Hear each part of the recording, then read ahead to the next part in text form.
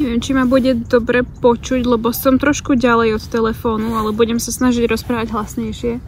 Téma, ktorú som si pripravila, sa volá, alebo teda týka sa obmedzujúcich presvedčení. Neviem, ako je to otočené teraz, alebo teda z angličtiny skôr, ak poznáte výraz limiting beliefs. Teda, čo to je, prečo sa to deje, ako s nimi pracovať. Na začiatok by som rada ešte povedala, mám toto aj napísané červeným, hej, ale je to dôležité spomenúť.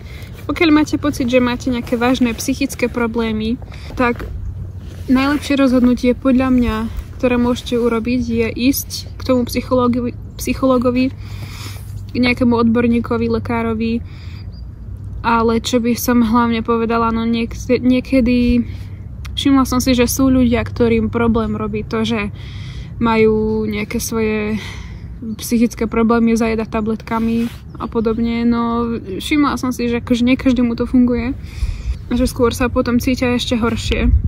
Dôležité je prísť na príčinu toho problému a najprv vyriešiť tú príčinu a tak sa proste troška pohynať ďalej podľa mňa, lebo tým, že budeš len vlastne utlmovať tie príznaky, tak sa si ďaleko nepohneš. To veľa nevyrieši podľa mňa. Dôležité je rozprávať sa, no. Asi. Chcela by som tento papier prečítať a keď tak sa vyjadriť k veciam, ktoré tam budú, ak mi niečo napadne, ale sú to 4 a štvorkové strany. Ticho. Takí sa tam hádajú zase. Je to taký blbý uhol kamery, inak mi príde, lebo sedím na takom nízkom kameni a viem, že tu na kopci už takýchto kameňov nie je viac, kde by som si to mohla položiť a sadnúť si zároveň, lebo na zemi nechcem sedieť, keďže je zima. Ani tu by som nemala sedieť už, ale pre video čo neurobím, keď to tu vyzerá pekne. A asi mi to bude príjemnejšie, ako to čítať doma. Mám takú väčšiu slobodu. A snáď ma nikto nepočuje.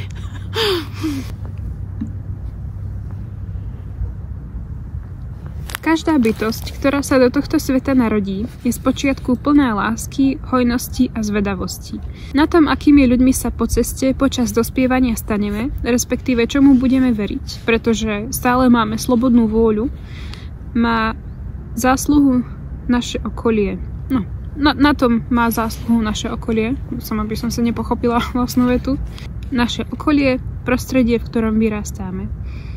Všetky názory, ktoré do našich myslí vkladajú naši rodičia alebo neskôr spolužiaci a kamaráti, akýkoľvek iní ľudia v spoločnosti.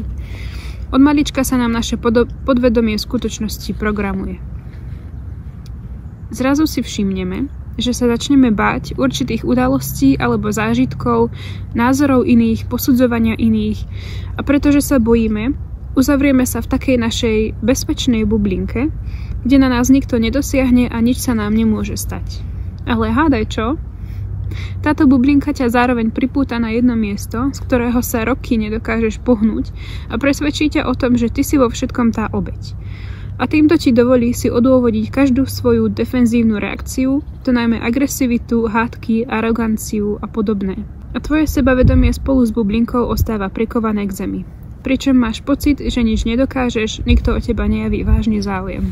Všetky tieto veci, názory, ktorým ty teraz veríš, sú obmedzujúce presvedčenia, ktoré ti spoločnosť naprogramovala do podvedomia. Alebo možno časom aj ty sám. Príklad. Neverím, že niečo môžem dosiahnuť, pretože...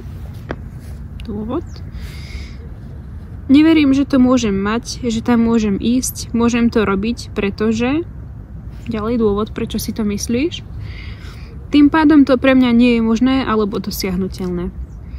Problém s týmto presvedčením je ten, že možno neveríš sám sebe, možno neveríš vesmíru alebo Bohu, čokoľvek v čo veríš, ale veríš veciam a názorom, ktoré ťa naučilo tvoje okolie, ľudia v tvojom okolí, najmä keď si bol malý. To teraz ale neznamená samozrejme, že ľudia, ktorí ťa toto naučili, ti chceli zle. Nie, vo väčšine prípadov ťa chceli chrániť, pretože sami mali nejaký takýto strach a obmedzujúce presvedčenie. Poznámka. Ak nie si spirituálne založený, ver v sám seba. Vo svoje slová, svoje sebavedomie, svoje manifestácie a hlavne pozitívne myslenie. Bo predsa len s tým negatívnym myslením a každá jedna myšlienka, ktorá je proste nervy a... Ale to tak nefunguje.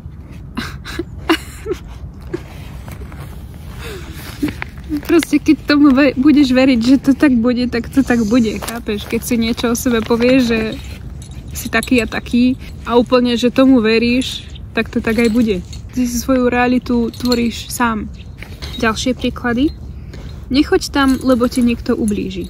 Ľudia, ktorí majú veľa peňazí, sú zlí. Nepôjdem na psychoterapiu, lebo si o mne ľudia budú myslieť, že som psychopat.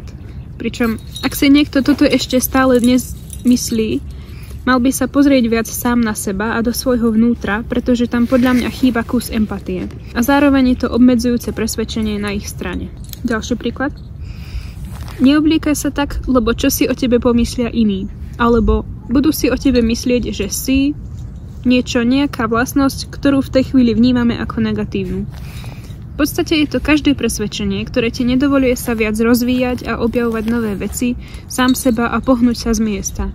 A to preto, že sa bojíme, že výsledok toho bude nejakým spôsobom negatívny. Pričom ak by bol, to by ďalej vytváralo traumu, bol by to teda traumatický zážitok. Doma, keď som si toto zisťovala, tak mi napadlo sa pozrieť aj na Google a vyhľadať si, čo teda sú tieto obmedzujúce presvedčenia, čo to znamená a podobne.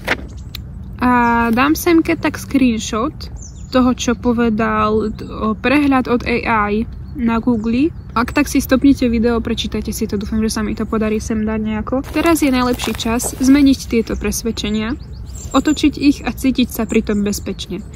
Radšej, než ostávať v tom strachu a odtláčať viac od seba niečo, čo chceš. No dobre, tak teda ako ich zmením? Ako sa ich zbavím? Tvoju negatívnu myšlienku treba nahradiť pozitívnou. Čiže napríklad myšlienka, nebudem sa takto obliekať, lebo si ľudia budú myslieť, že som napríklad namyslená, alebo v úvodzovkách ľahká žena, alebo čo ja viem, nejaký satanista. Ak sa napríklad rád obliekaš celý do čierna, nosíš oblečenie s gotickými prvkami, alebo trpnem trička s logami metalových kapiel. Alebo máš tetovanie a piercing, pričom toto ja si nechám pre seba tú myšlienku. Ale je istá skupina ľudí, ktorí veľmi radi majú predsudky voči iným ľuďom, že pokiaľ máš tetovanie a piercing a obliekaš sa, proste neviem ako a nosíš náhrdelníky, tak hneď proste vyšiel si z basy alebo si satanista a podobne. A to hovorím z vlastnej skúsenosti. Čiže kto vie, ten vie, tomu dojde snať, čo a akú skupinu ľudí myslím, ale nechám si to pre seba, keby sa chcel náhodou niekto uraziť. By nebolo, že niekoho napádam alebo niečo. Sorry, že sa stále obzerám inak, ale sú tu dve cestičky, z ktorých by mohol niekto prísť, možno aj 3, tak stále si tak kontrolujem, že nikto tu nie je. Čiže ja by som sa najprv opýtala samej seba, prečo sa bojím toho, že si to budú myslieť? Predstavuje to pre mňa reálnu hrozbu? Je pre mňa hrozba to, že sa budú pozerať? Hauko, čo tam hľadáš? Pipi.